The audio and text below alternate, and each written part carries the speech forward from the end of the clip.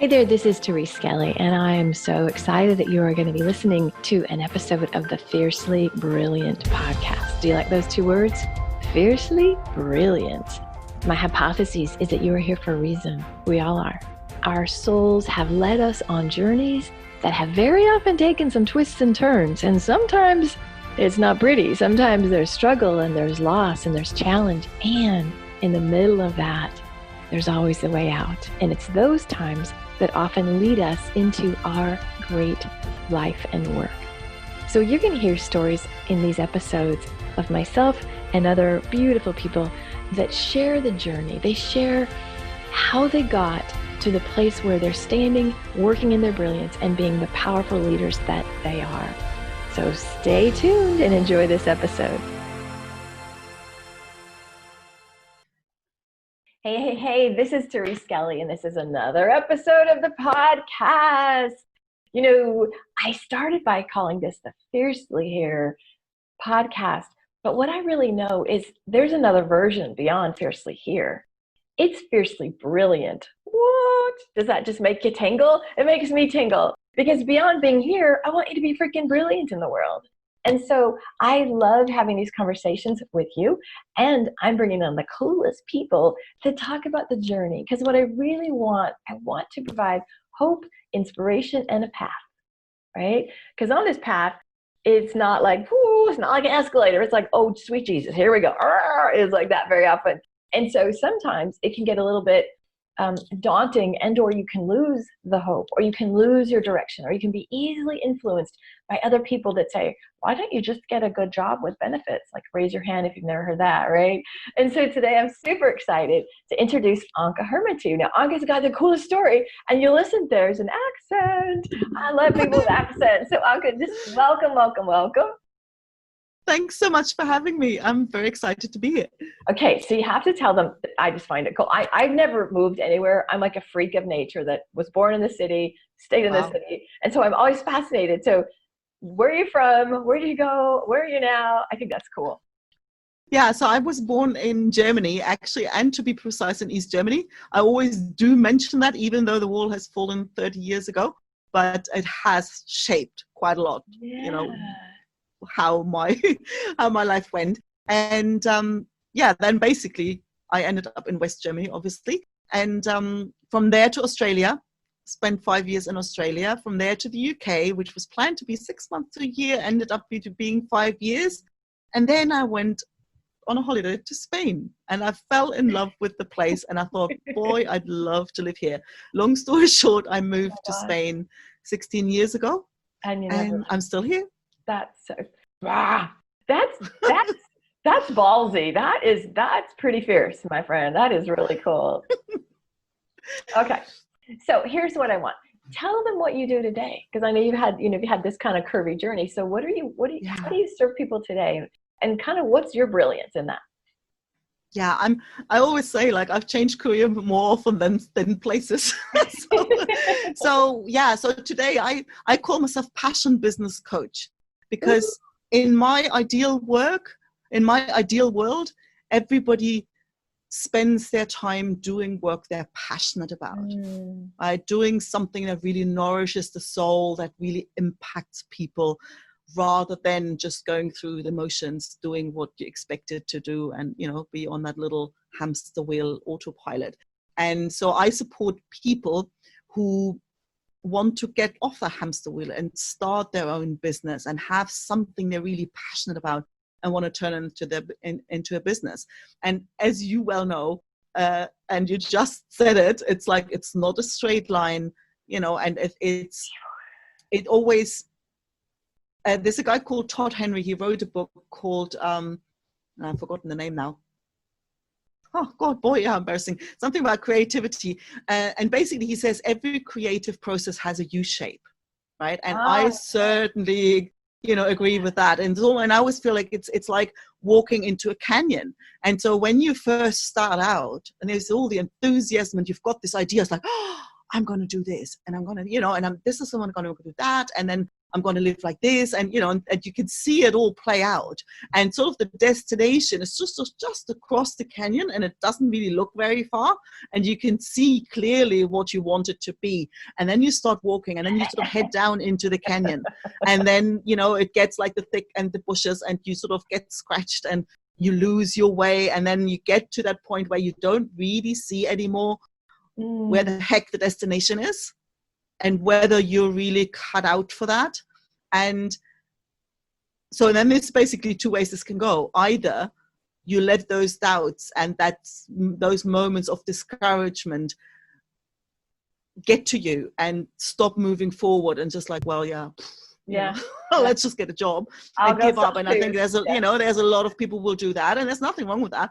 But the other option is to find your way out. And my mission is to help people, first of all, prepare them for what's ahead, because most people sort of start walking and basically fall into that dip, right? All surprised because they don't expect, and there's so much misleading information out there in a sense of make 6 figures in 6 weeks, just follow my proven success formula, right? And so that sets these expectations that it is that straight line and it is short, and then they kind of fall and then start questioning themselves. So it's first of all preparing people for what's ahead, and then also to help them out of the thick at the bottom of the canyon. And it really takes the three shapes. It's helping them find the path, and you call it strategy, whatever you want to call it, but find the path. And my background as a programmer comes in there, like the tech skill to actually implement the strategy, not just collecting them. Right. And a big part of it is the inner work, because there will be moments when you doubt yourself and when you're not sure, and when you procrastinate, and basically help people sail through those storms so that they can actually get to the other end where the pieces fall together and the whole thing picks up momentum and starts flowing. So that's what I do. That is juicy. Woof. So I'm going to spend a moment later on when you're in the canyon part of it, because I think that is so, oh my God, that's where people break down. But I want to go back a few steps. You use the word passion, I use the word desire, kind of the same thing, right? It's so easy when you're sitting there and you have the passion, or you have the idea, the desire is going, do this. It's like calling you going, pick me. And you got that little voice in your head like, oh, that's stupid. Nobody will want that. Everybody already knows that, and because it's not sometimes analytical or logical, or there's not the path, right? Like, oh, if I get that 4-year degree, then I can get a degree in China. It's not like that.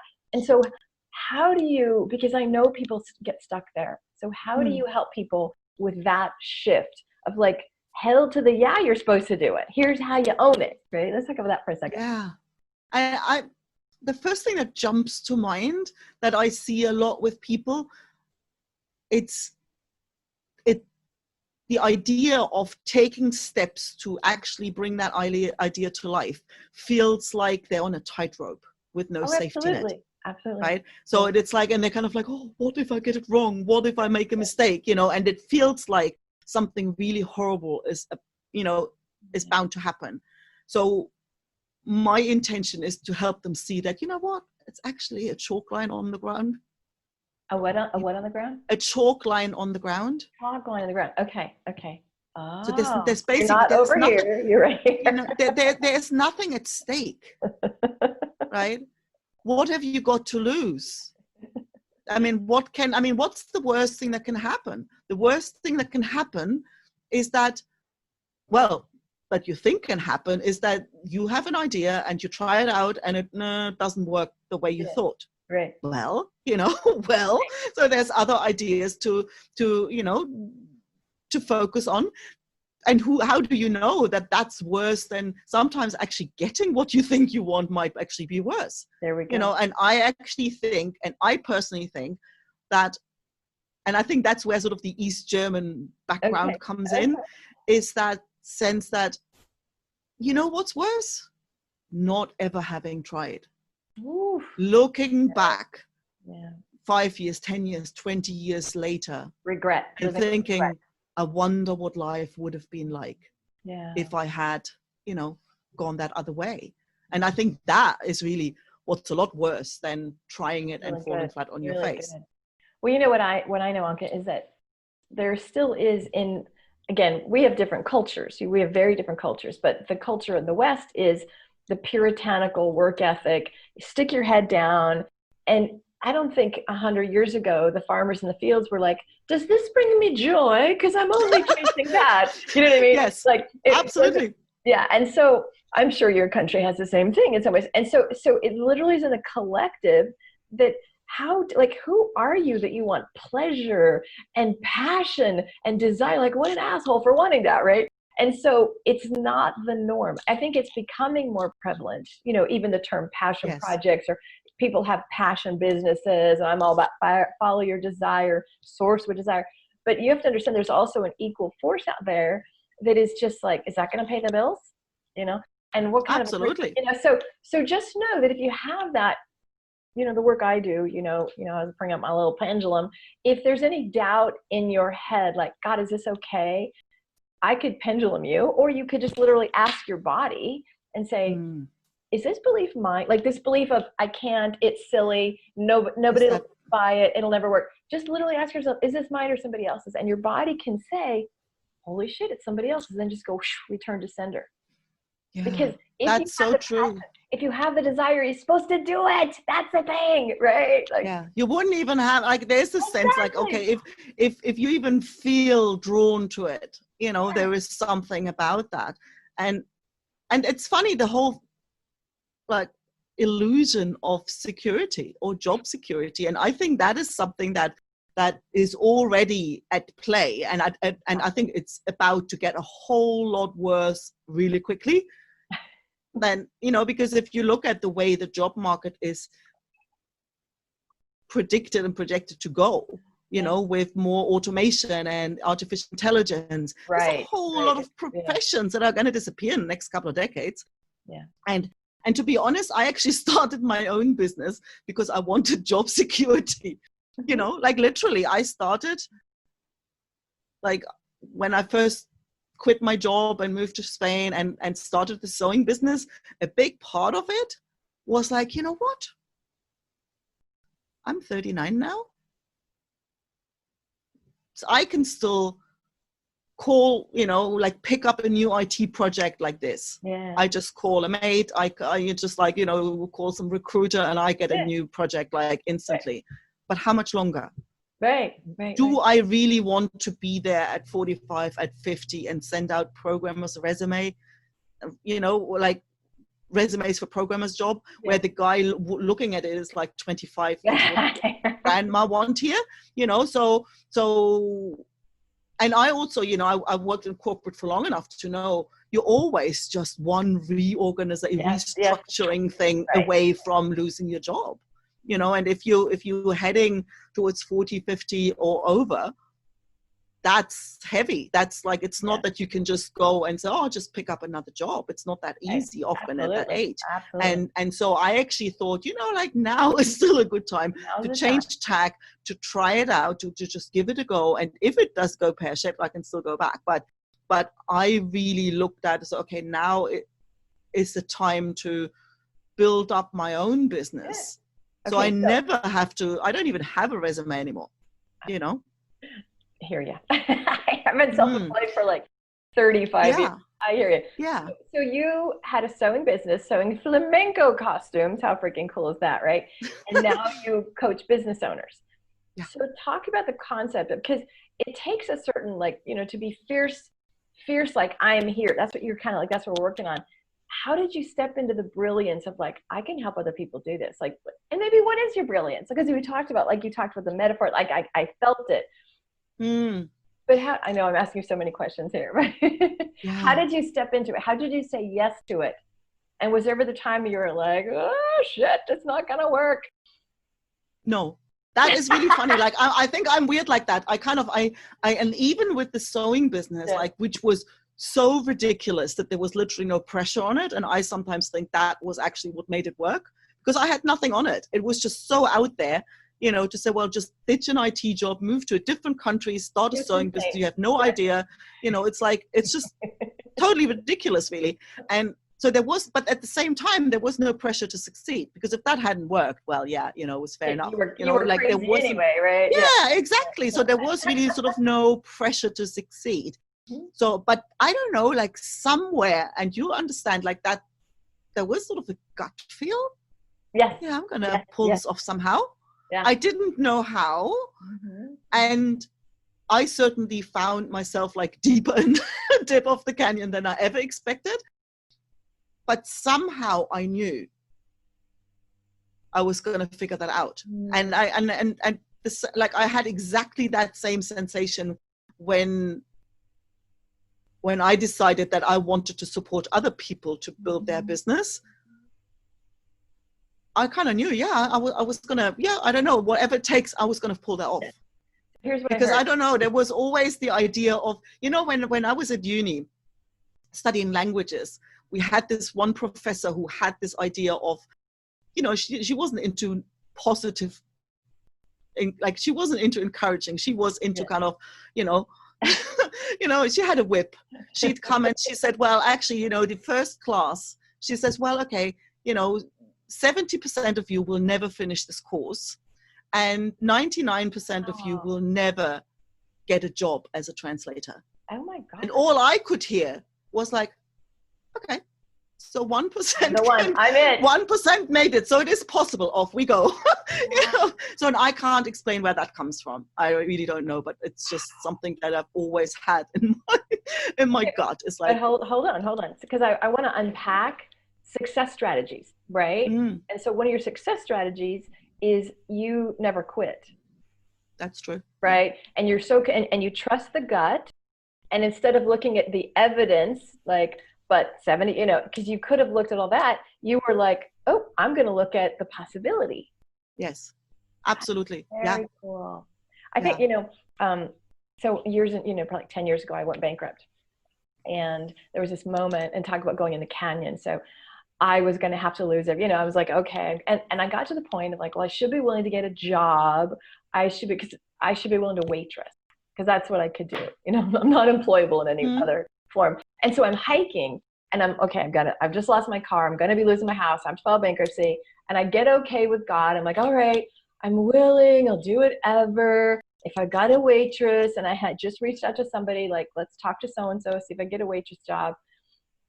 And I'm hiking, and I twist my ankle, and I'm laying on my back going, God, God, I am screaming and yelling.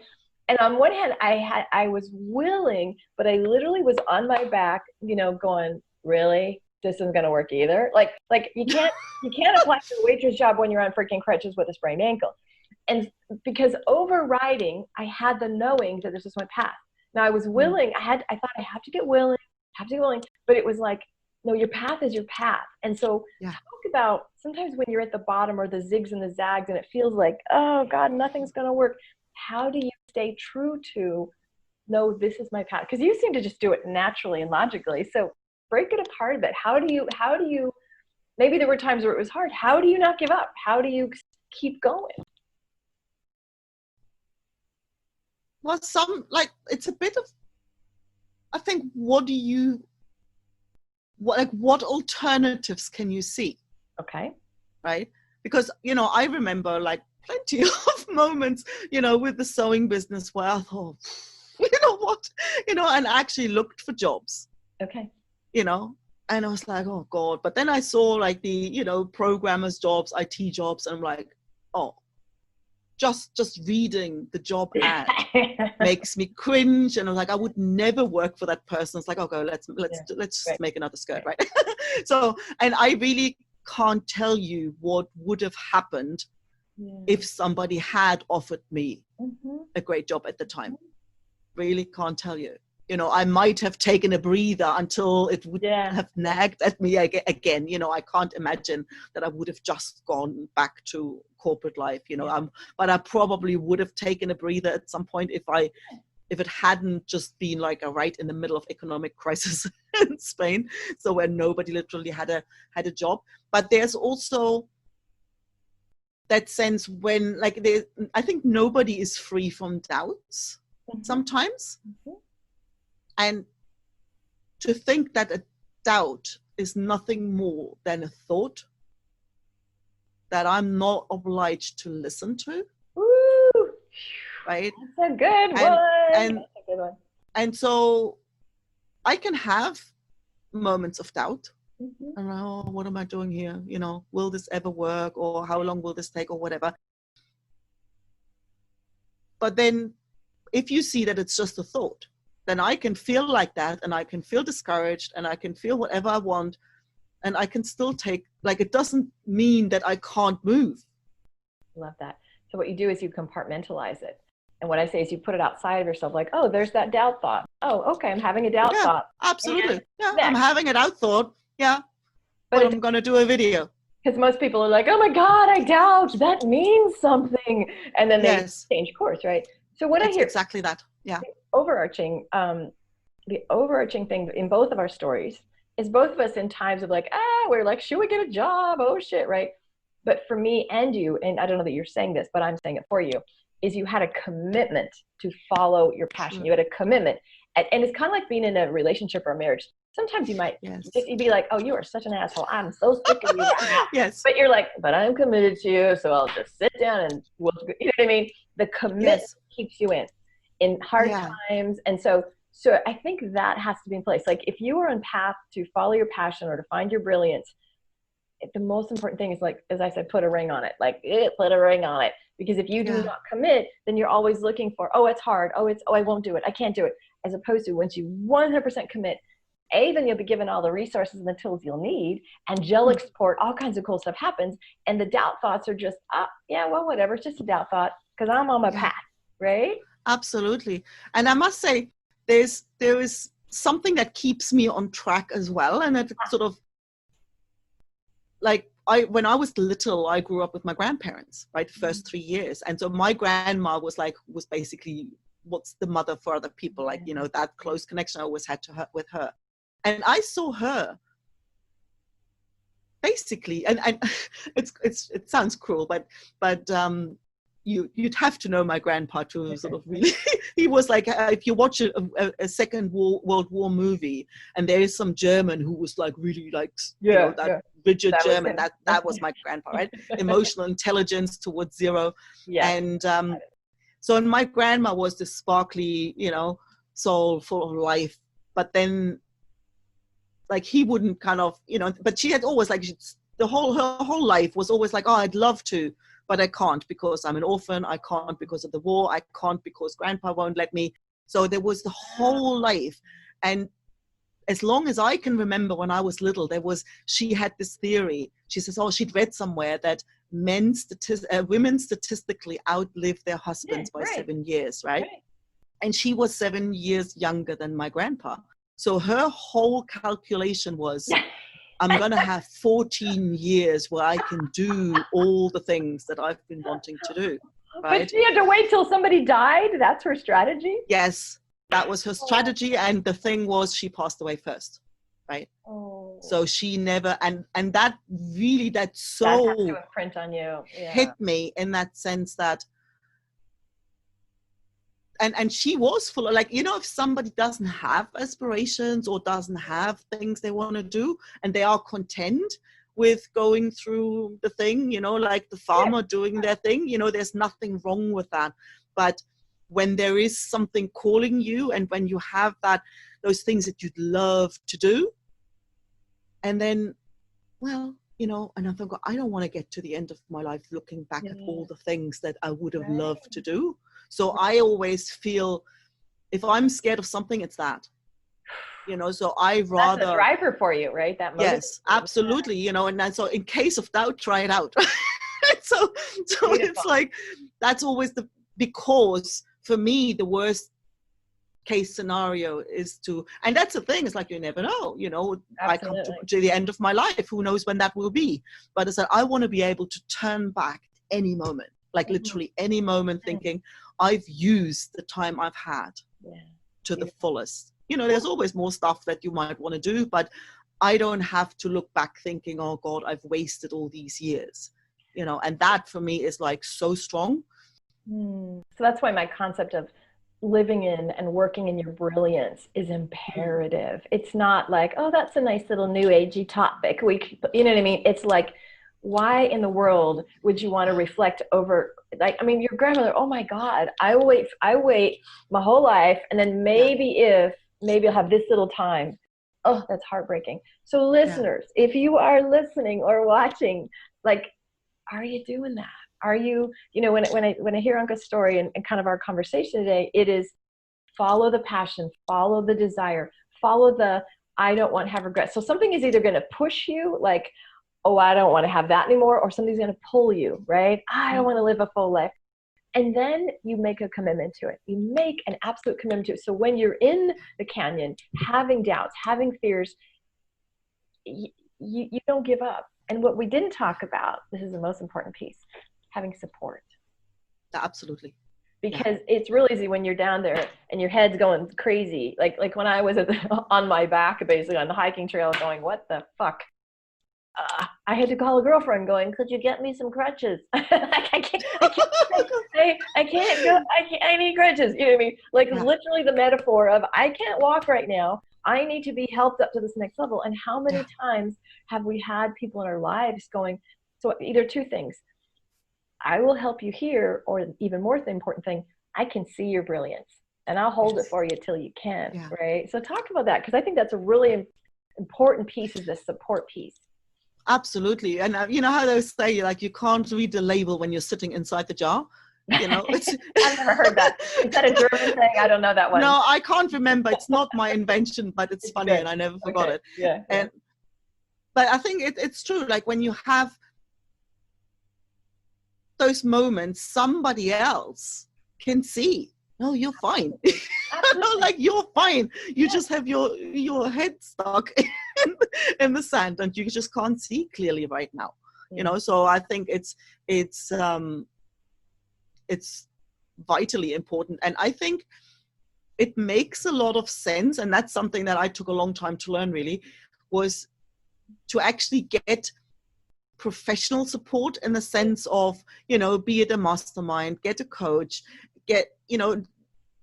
connect with other people on the same path. Because I think friends and family sometimes they're quite bluntly unsupportive. Absolutely. That, and I quite a lot. I mean, I hear it a lot. It's like, oh, but my family says, and it's usually a reflection of their own fears. Exactly. And there's a lot, but it's usually anything they say has nothing to do with you. It's about their own idea of what life should look like. And so, and even if they are on paper supportive, their advice isn't always, they're not on that path. They have no idea what you go through. Right. So to actually get somebody to help you out who's on the same path, or who's been where you want to go, I think that really makes a huge difference. Oh, absolutely.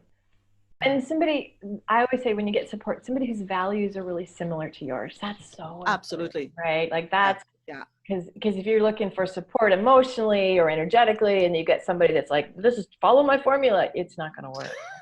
No, that's so true. So before we're wrapping up, a couple more minutes, anything else about like how to just step in? Like, is there any, how to just own it, to step in, be your brilliant self? Do you have anything else?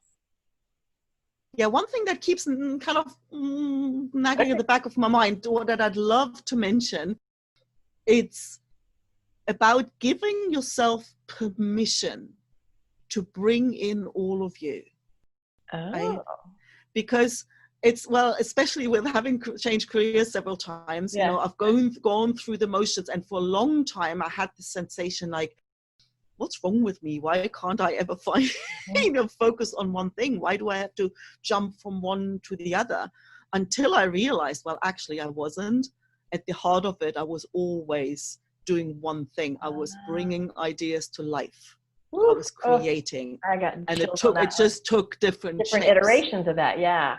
It just took, sometimes it's a dress, sometimes it's software. Now it's helping other people build their business. So it's always that creative process that it all comes back to for me, right? But finally come back to that question about stepping into the brilliance, I started to sense like, or have that sensation of rootedness of like, yeah, that's it. The moment I gave myself permission to bring everything to the table, right? Because when I was doing, like, when I was working in programming, it was all, you know, it was creative to a certain extent, but very structured, very analytical. And I love that. I got a very strong analytical mind, right? So then I thought, well, but it's kind of like, you know, there's this whole creative side of me that doesn't get fed at all. Yeah. So I really went 180 degrees in the other direction. All of a sudden, it was full creativity. And sometimes I remember, especially in the later years, there was this sense of like, you know, there is just so much more of me that doesn't get expressed here. Yeah. Right.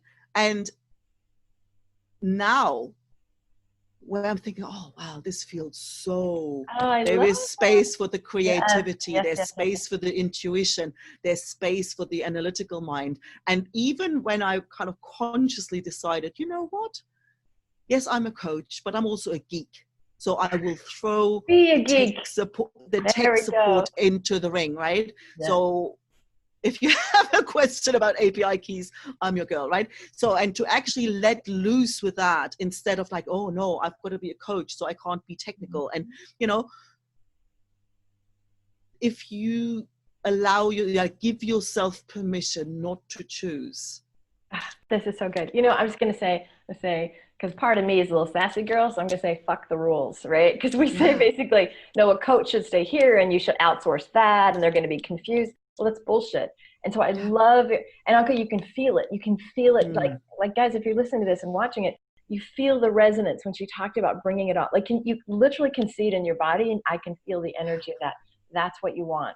And there is a way. There is a way. If you work with a great coach like Anke or me, we can show you how to bring the parts together. Now, that doesn't mean, you know, you're making websites for people and you know what I mean? It doesn't have to be 50-50. Sometimes you just sprinkle in things. Sometimes you just have expertise and understanding. Sometimes you lead, and sometimes it's just intangibles, right? For me, it was bringing in my healing gifts, and my spirituality, and the like the ninja magic that I do.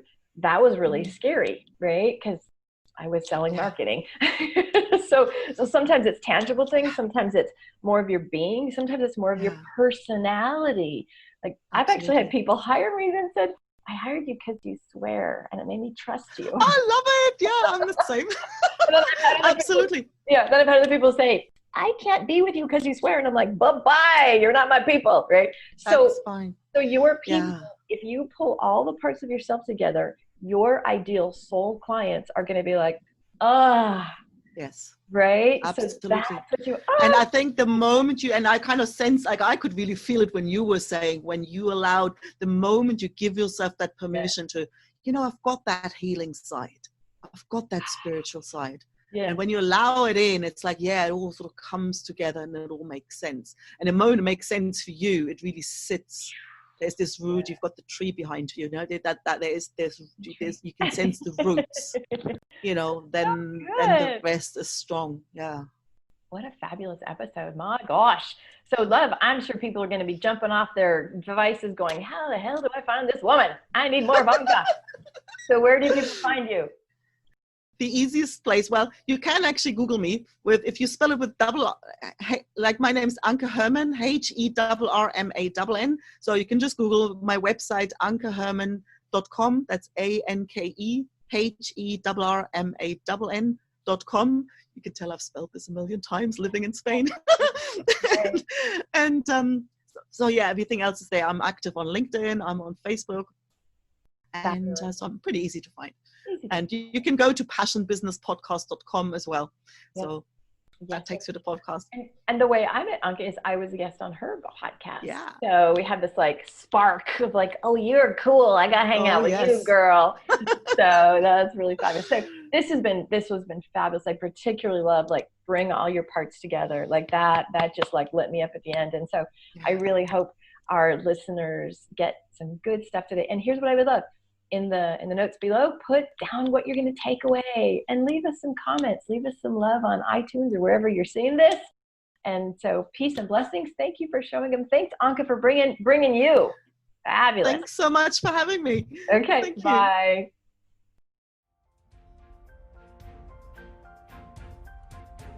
Hey, I really appreciate you listening to that last episode. And I would love to get to know you a little bit more and to get to connect with you on a deeper level. And here's what I suggest. I've got a Facebook group that corresponds with the content of these podcasts. It's called Fiercely Brilliant Women in Business with Therese Skelly. So if you just search Facebook, Fiercely Brilliant with Therese Skelly, you'll find the group. It's a really nice group. It's a small group and I'm super active in it. So each week we have a lot of supportive conversations. I share a lot of resources. I do a lot of coaching on the spot. And I would love to have you join me there. So if you like the vibe of this podcast and you want to hang out with a pretty darn cool community of women, join us at Fiercely Brilliant on Facebook with Therese Skelly. Alrighty, peace and blessings, and I hope to see you in the group. Bye now.